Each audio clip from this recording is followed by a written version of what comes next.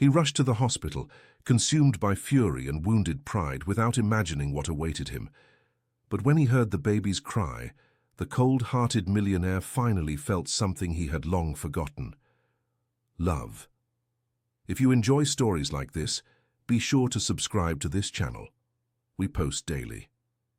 Continuing, New York City breathed money and ambition on every corner. In the heart of Manhattan's financial district, a mirrored glass tower sliced through the sky like a sharp blade, reflecting the grey clouds that hung over the metropolis. On the 42nd floor of that monument to success, Raphael Alden, Vance commanded his empire with the precision of a surgeon and the coldness of a machine. At 36, he was considered one of the most successful businessmen in the United States. His construction company had erected malls, luxury condominiums, and business complexes across the country. The name Vance Holdings was emblazoned on billboards, business magazines, and in the conversations of those who aspired to reach the top. But success came at a price, and Raphael had paid with his own humanity. Inside the office, with white walls and minimalist furniture, everything was controlled. The temperature, always 72 degrees Fahrenheit. The coffee served at 9 in the morning and 3 in the afternoon without sugar. The meetings scheduled 15 minutes in advance. Nothing escaped his control, not even people. Raphael treated employees like pieces on a chessboard, useful as long as they performed their function, disposable when they failed. He had no friends, only partners. He had no close family, only occasional contact with a distant mother who lived in Miami and a younger brother who preferred a bohemian lifestyle to the corporate world. Romantic relationships were temporary transactions, resolved with expensive dinners and jewelry gifts. Nothing lasted, nothing needed to last. In the eyes of the world, Raphael Vance was invincible, but every armor has its cracks.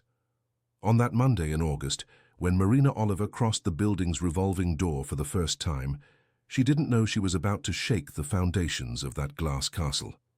Marina was 28, with straight brown hair pulled back in a discreet bun and honey-colored eyes that seemed to hold ancient stories. She wore a simple, well-pressed business suit, clearly from a popular brand, and carried a worn synthetic leather briefcase. She came from a working-class district on the Lower East Side of New York City, a neighborhood where crowded buses were routine and rent consumed half of one's salary. Daughter of a seamstress and a rideshare driver retired due to health problems, Marina had fought for every step of her life. She studied business administration at night while working during the day as a receptionist. She took free online management courses. She taught herself English with YouTube videos. Now, finally, she had secured a position as an executive assistant at one of the country's largest construction companies. It was a chance she couldn't waste. The Human Resources Department led her to the executive floor. Silent corridors, grey carpet, frosted glass walls where shadows of executives moved like hurried ghosts. Marina felt her heart racing, but maintained an upright posture, her gaze firm. She had learned early on that confidence, even if feigned, opened doors. When she arrived at Raphael Vance's office, the previous secretary, a blonde woman with impeccable red nails, gave her a look of pity. "Good luck," she said in a low tone. "You'll need it." Marina didn't understand at the time, but 5 minutes in Raphael Vance's presence were enough to comprehend the warning. He was standing with his back to her when she entered, looking at the city through the panoramic window, his hands in the pockets of his Italian tailored trousers. Tall, broad-shouldered, with dark hair slightly graying at the temples. When he turned, Marina felt the weight of his gaze, dark, deep, icy eyes. He analyzed her from head to toe in 3 seconds, as if calculating her market value. "Marina Oliver?" His voice was deep, controlled. "Yes, sir." "Don't call me sir. Raphael is fine." He returned to his desk, sat down without indicating that she should do the same. "Did you read the job description?" "I did. Executive assistant, agenda management, meeting organization, report preparation, interface with clients and partners." "Perfect. Now forget all that." Raphael opened a drawer, took out a thick folder. "Your real function is to keep me running. I don't have time to remember to eat lunch, to return personal calls, or to buy a gift for my mother. You will do that." you will also filter everything that comes to me. Persistent suppliers, journalists, ex-girlfriends, people asking for donations. Everything goes through you. If anything irrelevant reaches my desk, you have failed. Understood? Marina swallowed, hard. Understood. Excellent. Start tomorrow, 7 in the morning. Bring coffee when you arrive. No sugar, no milk, and don't be late. I don't tolerate tardiness. She nodded. Raphael turned his attention back to the computer, ignoring her presence. Marina waited a few seconds, realized the conversation was over, and left in silence. In the following days, Marina understood the weight of that role. Raphael Vance was not just demanding, he was relentless. He arrived before 7, left after 10 at night. He worked weekends, he didn't smile, he didn't make jokes, he didn't ask how people were. He treated mistakes with an icy silence that was worse than any shout. Marina saw 3 interns resign in the first week. She saw a project manager leave a meeting crying. She saw Raphael's own partner, a man named Edward Carter, with platinum blonde hair and a fake smile, make malicious comments about the tyrant of glass. But Marina didn't give up. She adapted. She learned to anticipate Raphael's every move.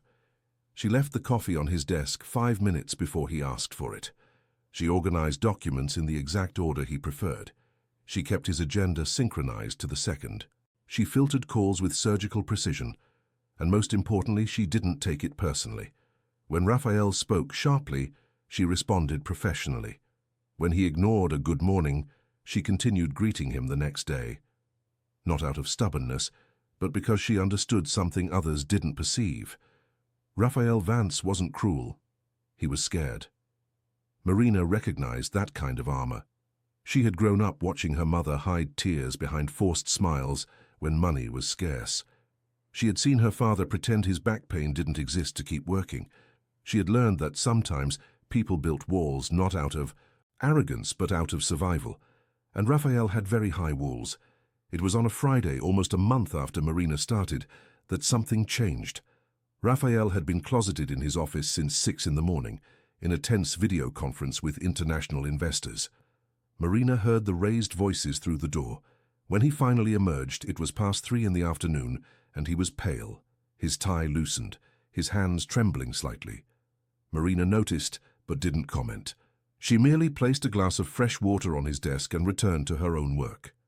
He drank the water in silence. He stood still for a moment, looking at the empty glass. Then he said, without looking at her, "Thank you."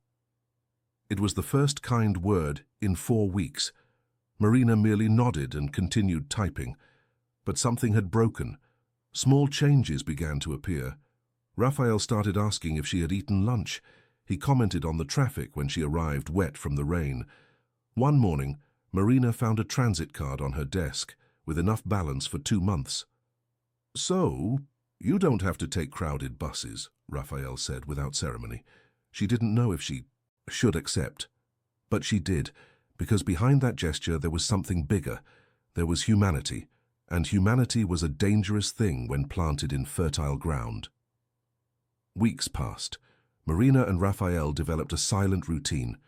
She knew his preferences: turkey breast sandwich with mustard for lunch, green tea after 6. Absolute silence when he reviewed contracts. He knew hers: religious punctuality, discreet efficiency, and that calm way of handling crises that disarmed even the most nervous clients. They spoke little, but there was a strange synchronicity, as if they shared a language that transcended words. Edward Carter, the partner, noticed, and he didn't like it. Edward was everything Raphael wasn't: expansive, smiling, political.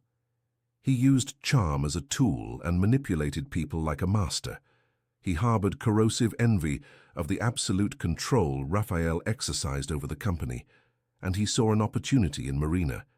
It started with courtesies, compliments about her work, invitations to lunch that she politely declined, subtle comments about how Raphael was difficult to tolerate and how she deserved recognition. Marina kept her distance, but Edward was persistent and patient. It was in October that everything began to change irreversibly. The construction company organized an annual charity gala. a pompous event to attract investors and polish the corporate image. Marina was in charge of coordinating the details: guest list, decoration, suppliers. Raphael usually went alone, greeted half a dozen important people, and left before dessert. But that year Edward insisted that Raphael bring a companion. "Image, my dear fellow. A successful man doesn't go to these events alone." Raphael resisted, but eventually relented. On the Thursday before the gala, he called Marina into his office. "I need you to accompany me to Saturday's event." Marina blinked, confused. "Mr. Vance." "Raphael, I'm just an assistant. That's not part of my—" "I know. But you know all the suppliers, all the details. If something goes wrong, I need someone who can solve it on the spot. And you solve things." He paused, ran a hand through his hair in a rare gesture of insecurity. "Besides, I don't trust anyone else." Marina felt something strange in her chest. Trust. He trusted her. "All right," she said softly. Raphael nodded. "I'll send you a fund to buy a suitable dress, something formal, elegant. It doesn't need to be ostentatious, but it needs to be appropriate for the event." Marina wanted to refuse, but the truth was she had nothing in her wardrobe suitable for a gala. She accepted, embarrassed and grateful at the same time.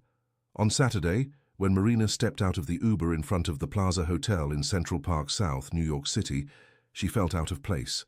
The dress she had bought was navy blue, made of fluid fabric, with a discreet neckline and an elegant cut, simple but beautiful. She had pulled her hair into a loose side bun and worn light makeup. Even so, seeing the other guests, women covered in jewelry, men in expensive tuxedos, her stomach tightened. Raphael was waiting for her in the lobby. When he saw her, he stopped. For the first time in months, Marina saw something in his eyes besides coldness. It was surprise and something else, something he quickly hid. "You look appropriate," he said formally. Marina smiled slightly. "Thank you for the brutal honesty." He almost smiled. Almost. He offered his arm, and she accepted it. Together they entered the ballroom. The evening unfolded amidst empty conversations, polite toasts, and classical music in the background. Marina stayed by Raphael's side, attentive to every detail. When a marble supplier complained about a payment delay, she mentally noted it to resolve on Monday. When the main table's decoration presented a problem, she discreetly resolved it with the staff. Raphael noticed everything, and although he said nothing, Marina felt his silent approval.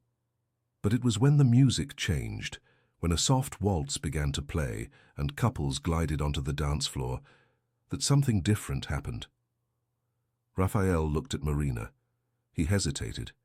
Then he extended his hand. "I don't know how to dance," she said honestly. "Neither do I," he lied. But as their bodies drew near, as his hand rested on her back and their fingers intertwined, both realized that dancing was the least of it. Something else was happening there. An invisible electric current that connected every point of contact. The scent of her perfume, woody and discreet, the warmth of his hand, firm but careful, the minimal space between their bodies, tense with unspoken possibilities. Marina looked up, and Raphael looked down. For an eternal second, the ballroom disappeared. The people, the music, the lights, there was only the two of them, caught in a moment that seemed to vibrate with all the things they couldn't say. Raphael was the first to look away, but his hand squeezed her waist lightly before letting go. When the music ended, he led her back to the table. They didn't talk about what had happened. They didn't need to. Both knew something had changed, and both knew it was dangerous. Edward Carter watched everything from afar, a champagne flute in hand and a calculating smile on his lips. The seed of envy found fertile ground that night, and he began to plan. Because Edward knew Raphael better than anyone, he knew his insecurities, his fears, his scars. Raphael had been betrayed in the past by a woman who used him to climb socially and abandoned him as soon as she got what she wanted. Since then, he had never allowed himself to feel anything for anyone again, until now, and Edward knew exactly how to use that against him. In the days following the gala, Marina and Raphael returned to their routine. But something was different. Their gazes lingered longer. The silences seemed pregnant with unspoken words. When she handed him documents and their hands touched, both felt the spark. When he passed by her desk and her perfume invaded his space, Raphael had to make a conscious effort not to stop. It was a delicious and frightening torture. Marina tried to ignore it. She knew it was madness. She was an assistant from the working-class district. He was a millionaire businessman. There was a social abyss between them, and reality did not forgive such crossings. But the heart didn't understand logic, and each day by Raphael's side made it harder to pretend nothing was happening. Raphael, in turn, fought against himself. He had spent years building defenses, and now, a woman with serene eyes was melting everything without even trying. She didn't flirt. She didn't insinuate anything. She simply existed, with that unwavering calm that made him want to lower his guard. And that terrified him, because Raphael Vance could not allow himself to be vulnerable. He could not allow himself to love. But fate, relentless, had already decided otherwise. And Edward Carter, in the shadows, prepared the first move of his cruel game. November arrived, bringing suffocating heat and sudden storms that flooded the streets of New York City. Marina arrived at the office with wet shoes, hair, plastered to her forehead, but always punctual, always with Raphael's coffee ready before he asked for it. There was a silent choreography between them now, synchronized movements that needed no rehearsal. She knew when he needed silence, and when he needed her to resolve something urgent. He knew when she was tired, though she never complained, and left notes telling her to leave early, notes she usually ignored because she had work to finish. Edward observed everything with growing interest. He had worked alongside Raphael for years, building that company from the ground up, but always living in his partner's shadow. Raphael had the talent, the business acumen, the ability to read people and markets like an open book. Edward had only superficial charm and political connections, and although he had the same percentage of company shares, he knew he was seen as second best. This corroded his ego like acid. Seeing Raphael beginning to open up to someone, to show signs of humanity, awakened a dark opportunity in Edward. If he could destroy that connection, perhaps he could also break Raphael from the inside out. And a broken Raphael would be a vulnerable Raphael, controllable. Edward started slowly. Loose comments, planted like poisonous seeds. "You know, Raphael, your assistant is really very efficient," he said one afternoon, as they reviewed contracts. "Curious, too. I heard she was asking about the year-end bonuses for executives." Raphael looked up. "So what? She manages my schedule. It's normal for her to need to know these things." Of course. Edward smiled, taking a sip of coffee. "I just found it interesting. Someone with such a modest salary, showing curiosity about amounts she'll never earn. But it must just be efficiency." The phrase hung in the air. Raphael returned to the contract, but the seed had been planted. In the following days, Edward increased the dose. Small comments about how Marina was always around, how she asked questions that were perhaps beyond her duties, how she had been seen talking to a competitor in a nearby cafe, which was a lie. But Edward knew that paranoia doesn't need truth to grow. Raphael tried to ignore it, but the words echoed in old wounds. He had been used before. He had trusted someone who saw him only as a stepping stone. And the scar of that betrayal had never completely healed. Edward knew every detail of that story because he had been there when it happened. And now he used that knowledge as a weapon. Marina noticed nothing. She continued her work with dedication, taking care of details, solving problems, making Raphael's life lighter. But she began to notice subtle changes. He spoke less. His glances were more distant. Once, when she left his coffee as she always did, he didn't even thank her. He just kept typing, his face a mask of indifference. She didn't understand, but she didn't ask either. Perhaps it was stress, some complicated business. Marina knew it wasn't her place to demand attention. She was just the assistant. But inside her chest, something ached. It was on a rainy Thursday in December that everything collapsed. Raphael was reviewing the quarterly financial reports when he noticed something. small amounts seemingly insignificant being transferred to an external account. It wasn't enough to raise alarms, but it was irregular. He called the finance department, asked for details. The account was registered as payment to an external consultant, but Raphael didn't recognize the name. He investigated further and discovered that the authorization for the payments bore his digital signature, but he didn't remember approving that. He called Edward, concerned. His partner examined the documents with feigned surprise. "That's strange indeed," Edward said, frowning. "But look here, Raphael. The original request came from your assistant. She sent it for approval 2 weeks ago." Raphael felt the ground tremble. "Marina sent this." "According to the system, yes." Edward opened his computer screen, showed the record. "See, the email came from her terminal. Payment request for consultancy. You must have approved it automatically without reading it carefully. She knows you trust her, right?" The words hit Raphael like punches. Trust her. He did trust her. He had lowered all his defenses, allowed her into a place no one else entered. And now this. "I want to speak with her. Now." Edward hid a smile. "Of course. I'll call her." Marina was organizing documents when she was called to Raphael's office. She entered smiling, carrying a folder he had asked for earlier. But her smile died when she saw the expression on his face. "Sit," Raphael said, his voice cutting. She sat, confused. Edward was leaning against the wall, arms crossed, watching. "Did you authorize payments to an external consultant without informing me?" Marina blinked. "External consultant? No, I didn't." "Don't lie."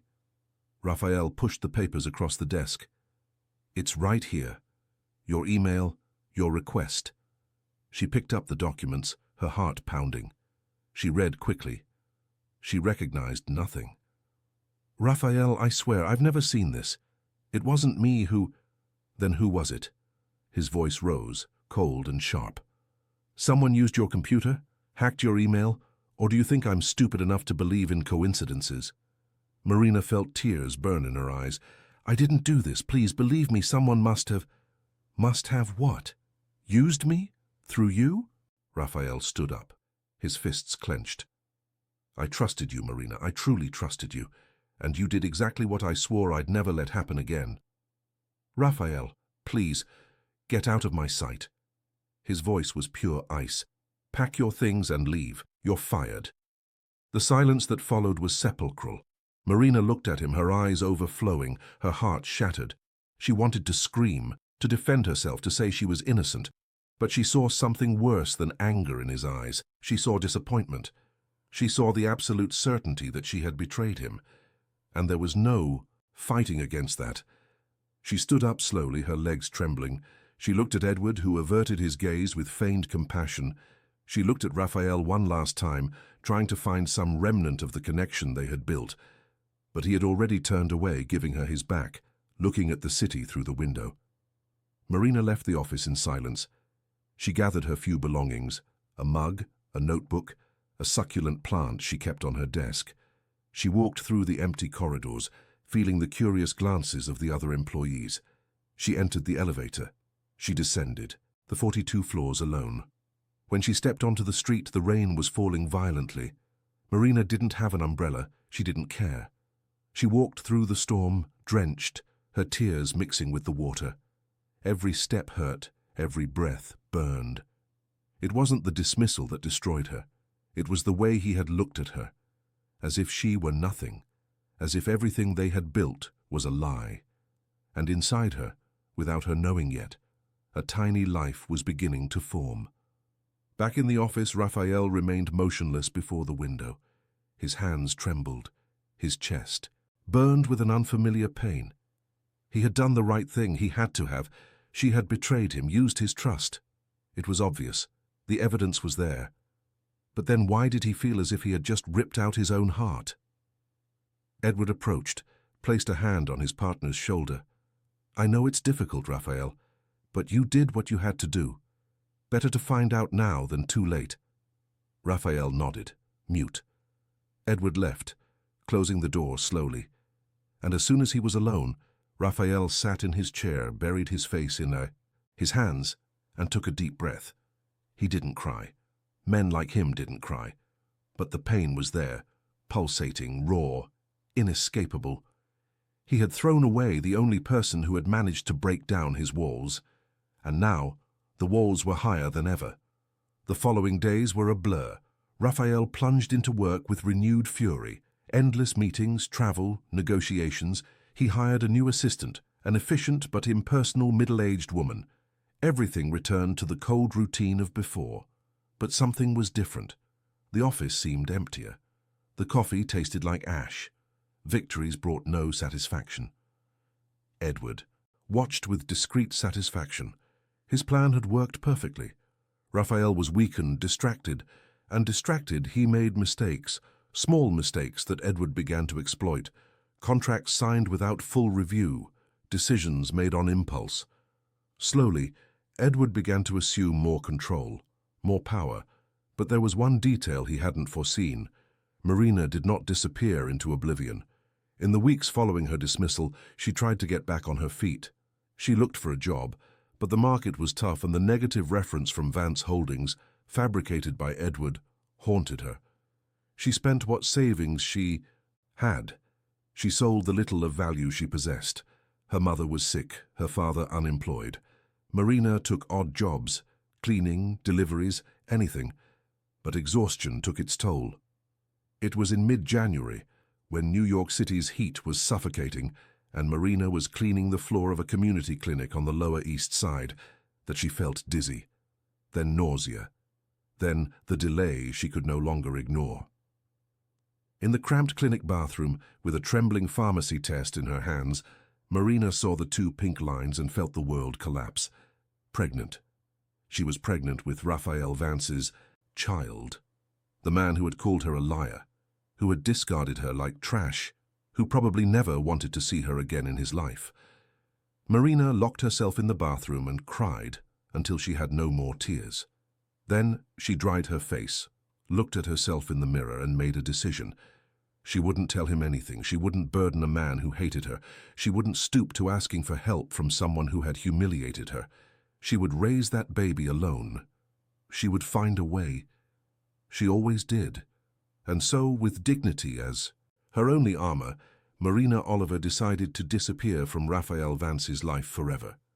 But fate, as always, had other plans. Months dragged on. Marina found a permanent job at the same community clinic as an administrative assistant. The salary was minimal, but it came with food vouchers and the possibility of free prenatal care right there. Her belly grew slowly, hidden under loose blouses. Marina worked late, saved every penny, mentally preparing for single motherhood. The loneliness was heavy. At night, lying on the thin mattress in her rented room in a shared house, Marina placed her hand on her belly and spoke softly to the baby. She told stories, sang songs her mother had taught her. She promised love, protection, dignity. She promised that this child would never be ashamed of her origins, and she promised never to think of Raphael Vance again. But promises of the heart are the hardest to keep, because in the sleepless nights, when loneliness tightened and the fear of the future suffocated her, Marina closed her eyes and saw those dark eyes. She saw his hand on her waist during that waltz. She saw the rare, almost smile she had managed to elicit. She saw the man behind the armor, and even knowing he had destroyed her, a part of her still loved him. This was the curse of true love. It didn't ask permission to exist. Raphael, on the other side of the city, lived his own silent hell. The company prospered, the numbers rose, projects advanced. But he was hollow inside. He didn't sleep well. When he did sleep, he dreamed of honey-colored eyes and a serene voice saying, "I didn't do it." He woke up sweating, his heart pounding, guilt gnawing at his insides. Several times he picked up the phone to call Marina. Several times he gave up. What would he say? That he was sorry? That maybe he had judged too quickly? That he missed her in a way he couldn't explain? Pride wouldn't let him. And fear, even greater than pride, whispered, "What if she really did betray you? What if you're being weak?" Edward fed those whispers whenever he could, subtle comments reinforcing the narrative. "You did the right thing, Raphael. Imagine if you had let her deceive you longer." And Raphael, lost in his own fog of pain, believed, until one night in March, returning late. From a meeting, Raphael drove through the Lower East Side. He had gotten lost. The GPS had given him wrong directions. And when he stopped at a traffic light, he looked out the window and saw her. Marina. Walking slowly, one hand supporting her back, the other holding a shopping bag. Under the yellow streetlights, Raphael saw her profile, and he saw her belly. Pregnant. Marina was pregnant. The light turned green, horns honked behind him. Raphael drove on automatically, his brain short-circuiting. Pregnant. She was pregnant. But whose? Since when? The numbers spun in his head. December. They had broken up in December. If she was visibly pregnant now, in March. Raphael pulled over to a side street, his hands gripping the steering wheel, his breath ragged. It could be his. That child could be his. And if it was, he had abandoned Marina pregnant, alone, without resources. He had thrown away not only the woman he loved, but also his own child. Raphael rested his forehead on the steering wheel and for the first time in years allowed the tears to come. Raphael didn't sleep that night. He sat on his apartment balcony, an untouched glass of whiskey, in his hand, looking at the city lights without truly seeing them. The image of a pregnant Marina was burned into his retina like a brand. Every time he closed his eyes, he saw her hand supporting her back, the tiredness in her walk, the pronounced belly under her simple blouse. He needed to know. He needed to be sure. The next morning he hired a private investigator. It wasn't something he was proud of, but the need to know the truth outweighed any scruples. In 3 days, he had a complete report on Marina's life in recent months, Job Dye, at the community clinic, minimum wage, living in a rented room, regular prenatal care at the same clinic where she worked, and the estimated date of conception, according to medical records the investigator had accessed through questionable means, matched exactly with November, with the period when they were still together.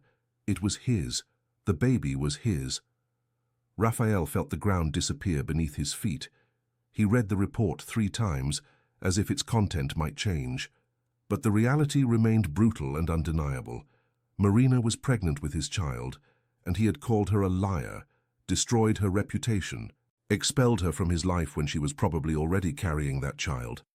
The guilt he had felt before was nothing compared to the storm that hit him now. He had failed in every possible way, as a man, as a human being, and now as a father. Marina was alone in need, carrying the weight of pregnancy without support, while he continued his life of luxury and indifference. And even worse, she hadn't said anything. She hadn't run after him asking for help.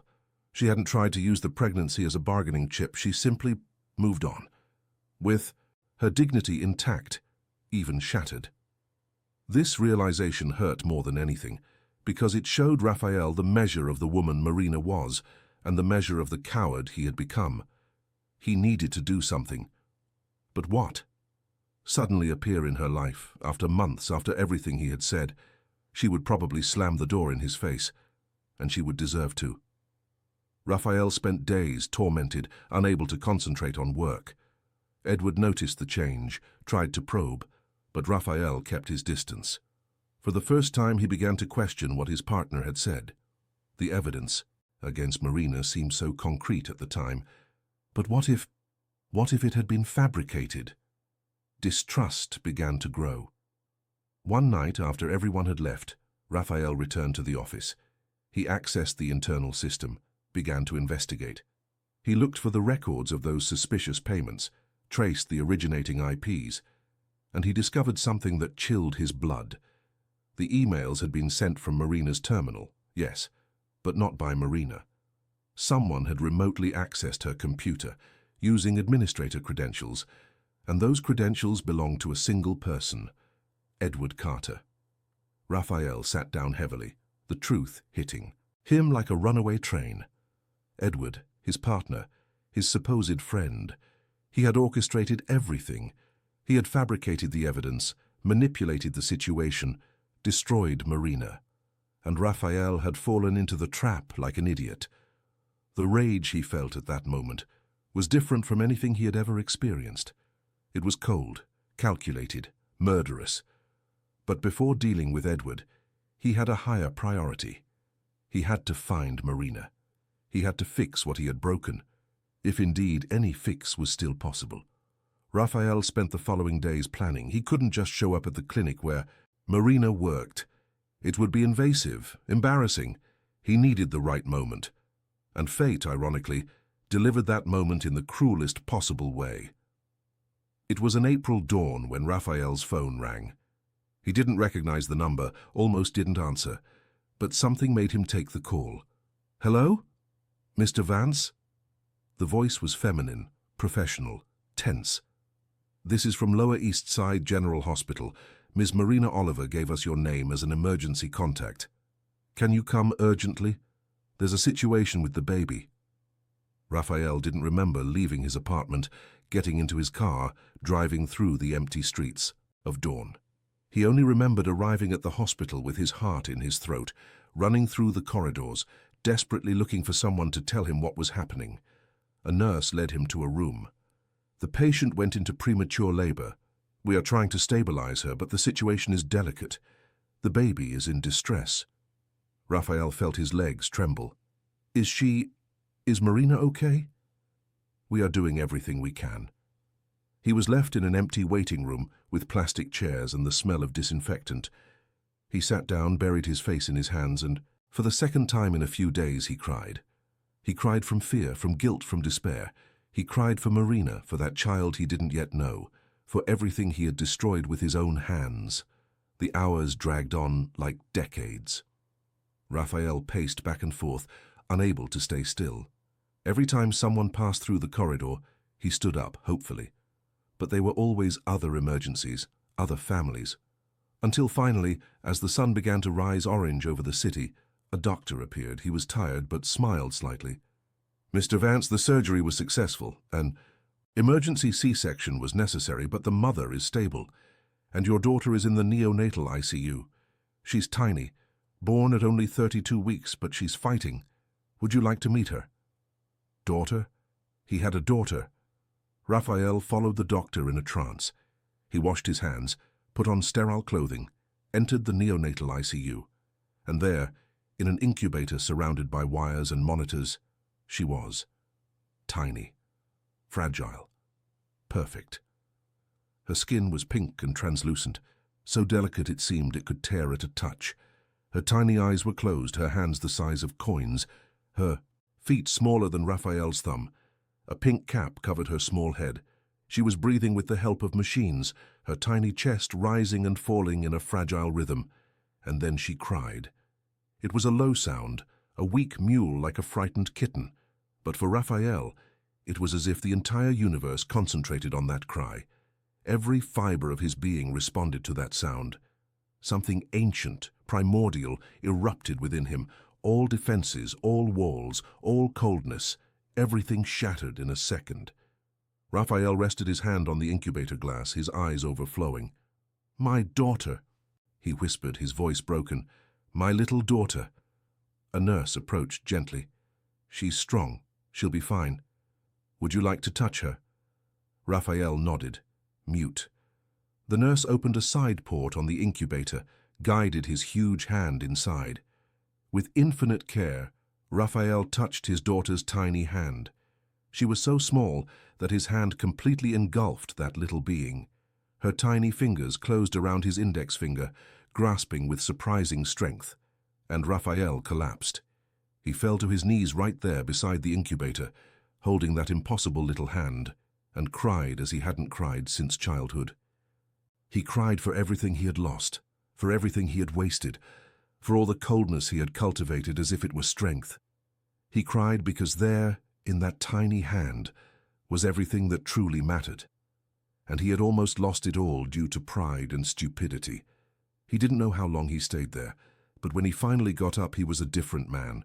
Priorities had changed, the world had changed, he had changed, and now he needed to see Marina. She was in the next room, still under the effect of anesthesia, but awake.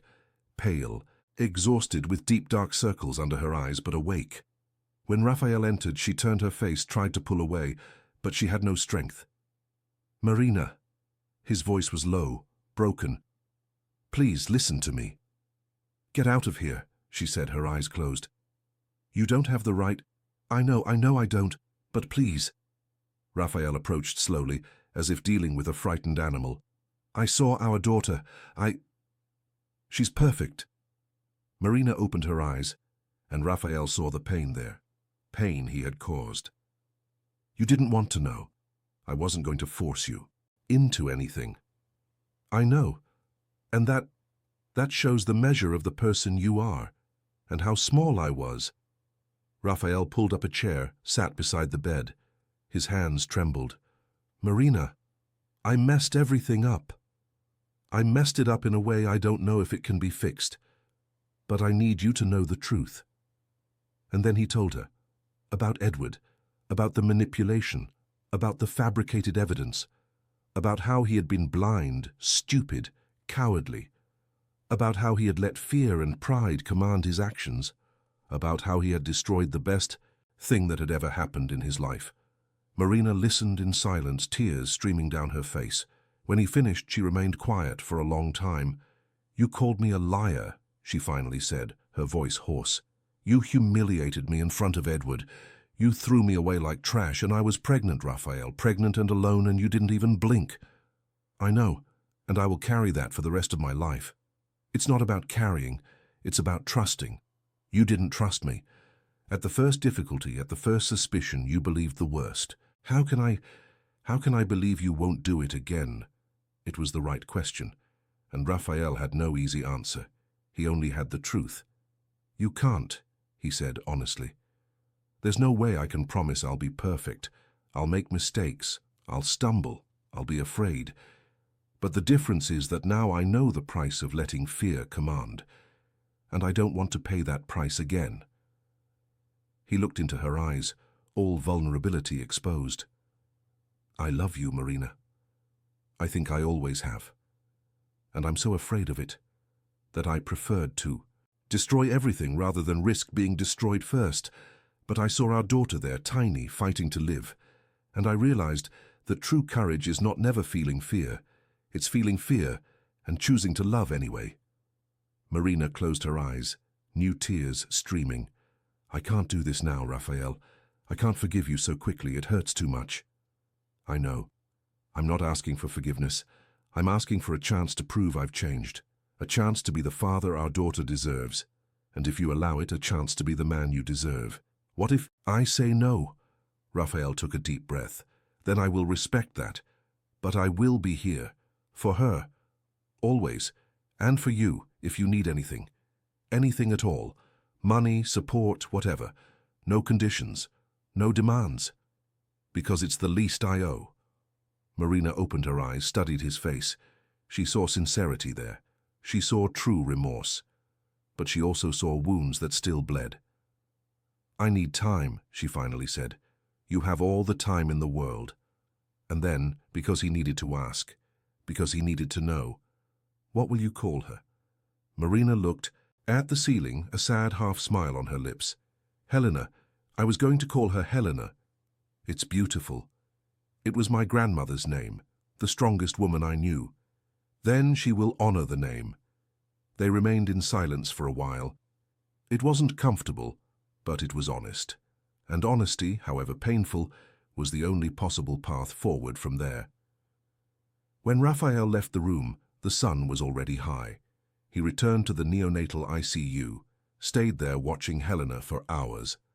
Every movement of hers, every breath, every small sign of life filled him with an emotion he couldn't name. It was love, yes, but it was also purpose. For the first time in his life, Raphael had something bigger than himself, someone who depended on him not to close deals or generate profits, but to exist. And he wasn't going to fail this time. In the following days, Raphael practically lived at the hospital. He arrived early in the morning, stayed until night.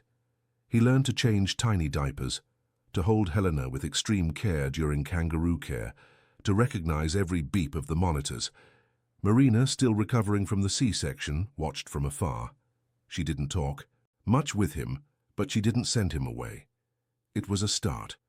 Raphael also dealt with other matters. He confronted Edward, who tried to deny but ended up confessing when Raphael presented the evidence. The partnership was brutally dissolved, with Raphael buying Edward's share and expelling him from the company. He could have sued, destroyed his career, but it wasn't worth the energy. Edward was already destroyed by his own poison. Raphael also sold the penthouse apartment where he lived. He bought a house in a quiet neighborhood near parks and schools, a house with a yard, a nursery, for the baby, space to live. It wasn't ostentation, it was home. And he waited. Patiently, without pressure, he waited for Marina to give him a sign. When Helena was finally discharged, almost 2 months later, weighing just over 4 pounds but breathing on her own, Marina was exhausted but happy. Raphael was there, as always, ready to help. He offered the house he had bought. There's space for both of you.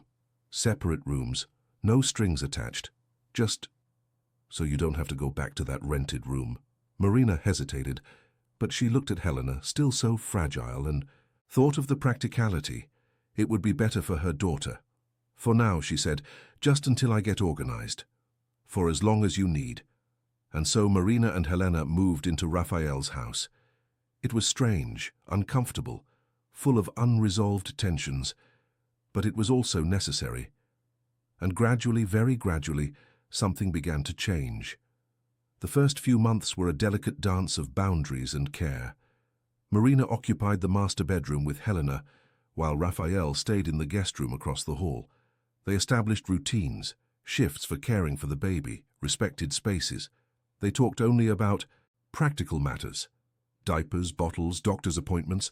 Nothing personal, nothing that could open still fresh wounds. But Helena, with her tiny, demanding existence, had a way of breaking down walls. In the early hours when she cried, inconsolable, and neither Marina nor Raphael alone could calm her, they would end up together in the room, cradling their daughter in shifts, exchanging tired glances that said more than words. When Helena had a reflux crisis and needed to rush to the hospital, it was Marina who held Raphael's hand in the waiting room, an automatic gesture of mutual comfort. When Helena smiled, for the first time, a genuine smile, not just a reflex, both were there, and the joy they shared was authentic, spontaneous. Gradually, conversations began to include other things. Raphael asked about the clinic where Marina used to work, listened to her stories about the patients, the community. Marina asked about the company, discovering a different Raphael when he spoke about projects that genuinely excited him, not just the profitable ones. They discovered they liked the same movies, shared opinions on politics, laughed at the same silly jokes. They rediscovered each other, but this time without the masks. Raphael changed in ways he never imagined possible. The businessman who worked to exhaustion now left at 5 in the afternoon to help with Helena. The man who had no patience for anything now spent hours on the floor of the room, playing with his daughter, making faces to make her laugh. He learned to make baby food, to sing out-of-tune lullabies, to identify every type of cry. He discovered that closing a multi-million-dollar deal was easy compared to getting a baby to sleep. But he also discovered that the second task was infinitely more rewarding. Marina observed these changes with a divided heart. Part of her wanted to believe, wanted to surrender. She saw sincerity in Raphael's gestures, consistency in his actions, humility in the mistakes he made and acknowledged. But the scar of betrayal still hurt, and the fear of being hurt again was a constant shadow. It was on an August night, when Helena turned 4 months old, that something broke. It was winter in New York City, and the temperature had dropped unusually. Helena had a cold, nothing serious, but enough to make them worried. Marina and Raphael took turns by the crib, checking her temperature, clearing her stuffy nose, offering comfort.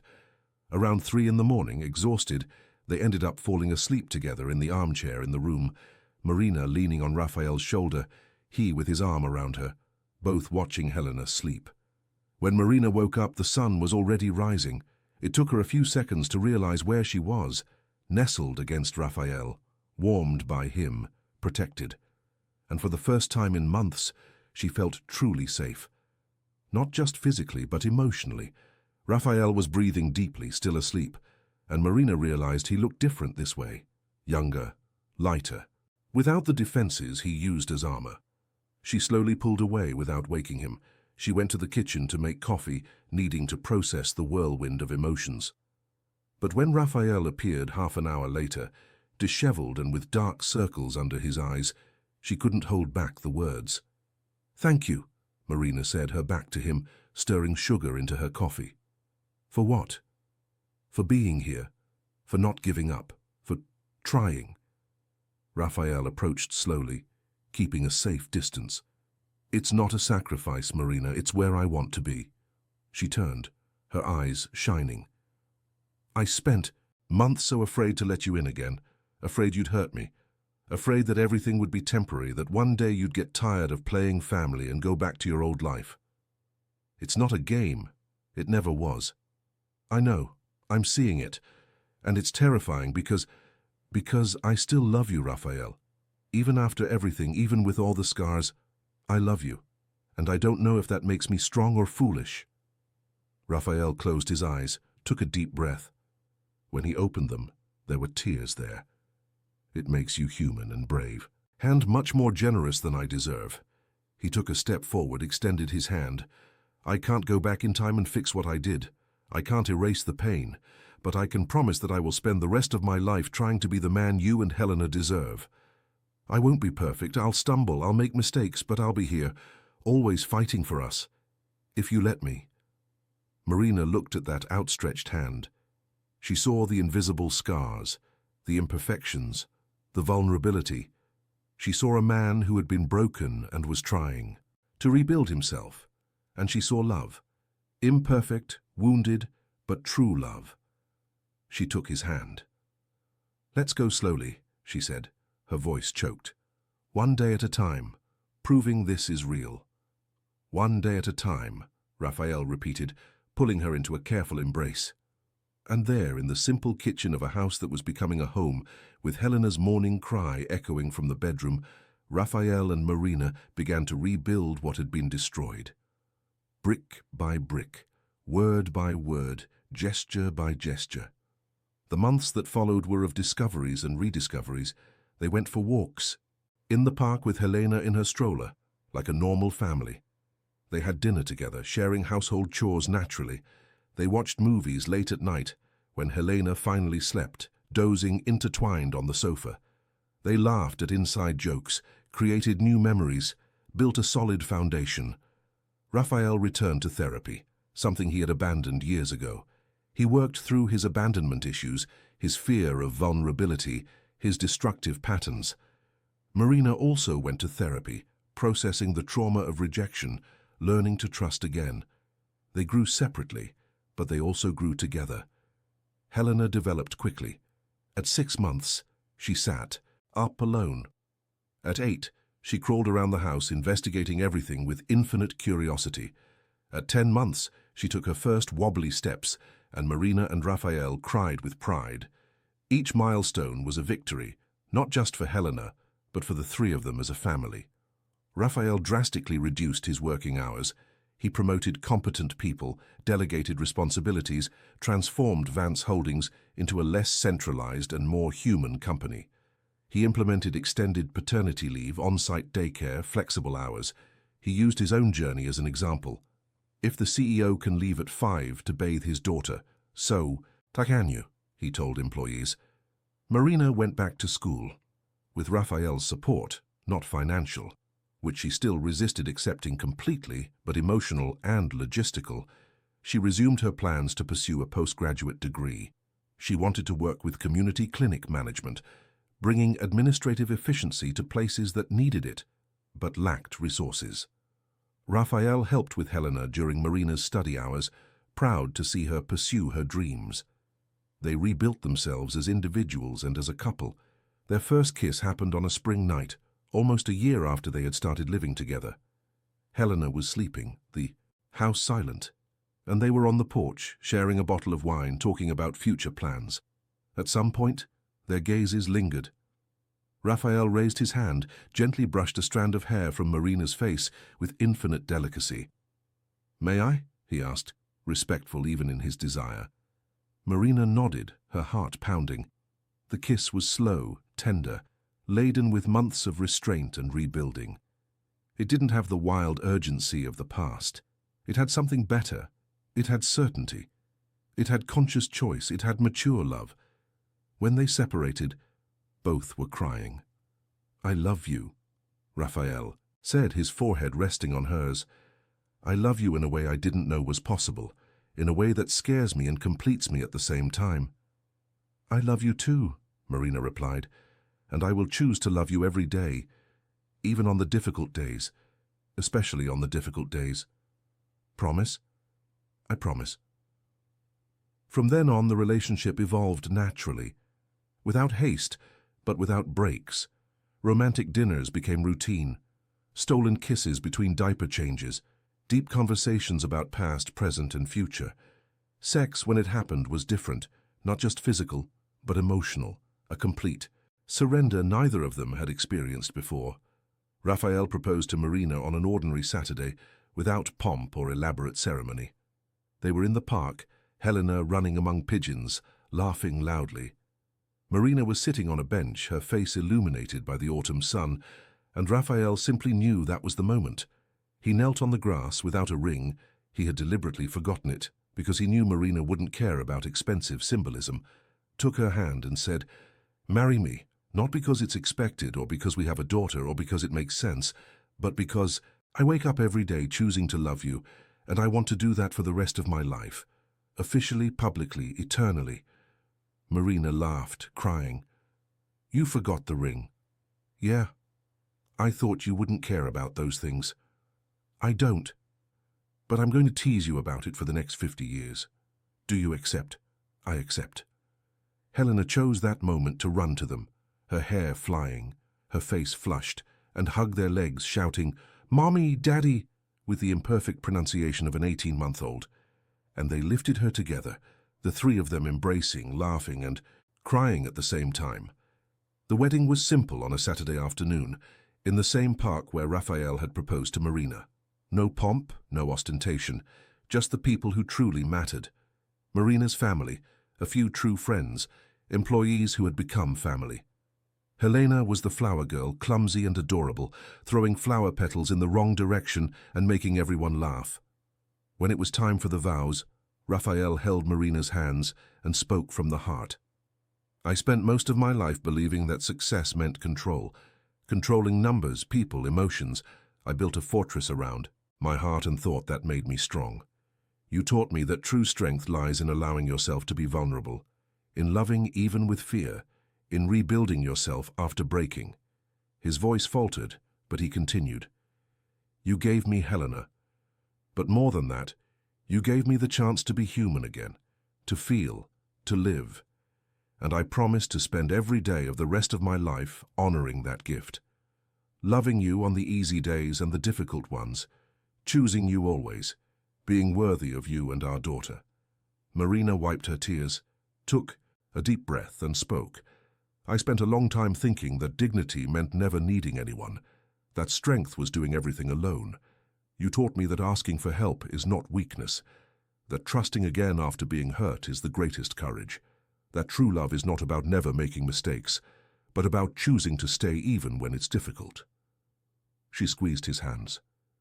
"You hurt me. But you also showed me that people can change, grow, become better. And I choose to believe in that. I choose to believe in you, in us, in everything we've built from these ruins. Forever." When they were declared husband and wife, the kiss was accompanied by applause and Helena's excited shout, who didn't fully understand what was happening, but knew it was important. The years that followed were filled with the imperfect beauty of real life. There were arguments, of course, moments of stress where old patterns tried to resurface, but now they had tools, communication, therapy, patience. Raphael learned to express his insecurities instead of turning them into control. Marina learned to trust instead of closing herself off preventively. Helena grew up in a home full of love and honesty. She saw her parents work through their challenges. She learned that love is not perfection but a daily choice. At 5 years old, she gained a little brother, Lucas, who was born healthy and noisy, bringing new joy and organized chaos to the house. Helena took on the role of older sister with comical seriousness, always protecting and teaching the baby. Raphael transformed the company into one of the most respected not only for results, but for humanized practices. He invested heavily in social projects, built quality affordable housing, created training programs for vulnerable communities. Marina graduated and, with a postgraduate degree, managed a network of community clinics that brought dignified healthcare to thousands of people. They worked together on many projects, combining business efficiency with social sensitivity. And every year, on Helena's birthday, they returned to that park.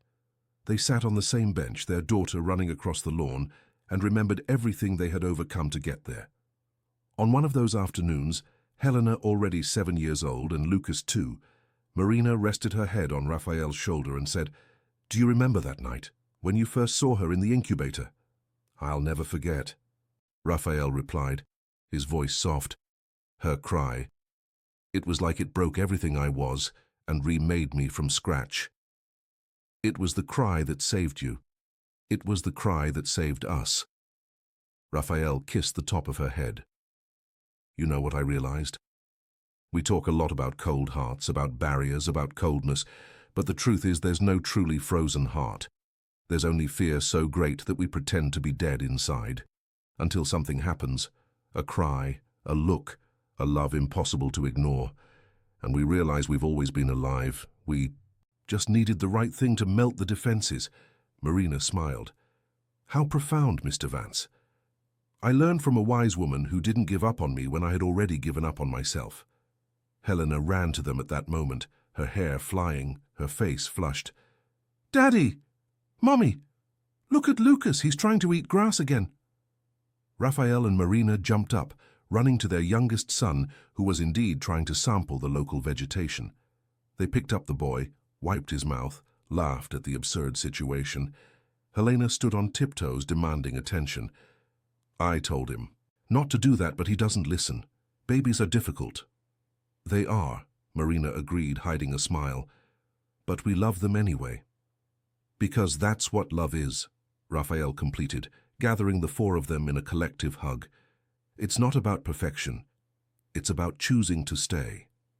And there, under the warm afternoon sun, with imperfect children, rebuilt love, and scars that had become marks of survival, Raphael and Marina understood the deepest truth life can teach. Sometimes the most beautiful stories are not those that start perfect. They are those that start broken and, even so, find a way to rebuild themselves. They are those where the ice is not melted by magic, but by conscious choice, daily effort, and a love too stubborn to give up. Their story was not a fairy tale. It was real, raw, painful, but it was theirs. And in the end, which was also a beginning because true love never ends, it only transforms, they discovered that all it takes to melt a heart of ice is not a single magical event. It's the daily choice to love.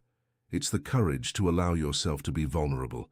It's the forgiveness that heals not because it erases the pain, but because it decides not to let the pain control the future.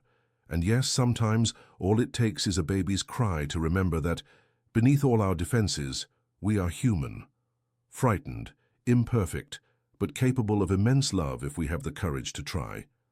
Raphael Vance had built an empire of glass and steel, but he discovered that the greatest legacy he would leave would not be measured in buildings or profits. It would be measured in Helena's smile when she saw him come home from work. In the way Lucas ran into his arms shouting, "Daddy!" In the way Marina still looked at him with those honey-colored eyes, now without fear, only love. And in the certainty that no matter how many storms came, they would face them together. Because some stories are made to break us first, so that we can learn the true value of rising again. And the story of Raphael and Marina, with all its pain, redemption, and new beginnings, was living proof that true love is not one that never fails. It is one that, even after failing, chooses to try again, and again, and again, until it gets it right.